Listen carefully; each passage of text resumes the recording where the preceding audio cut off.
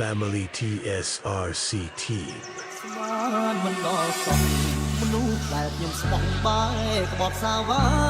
លងនឹងទីក្រុងផ្លេចស្រែចំការលងលុយដុល្លារពួកលើរាត្រី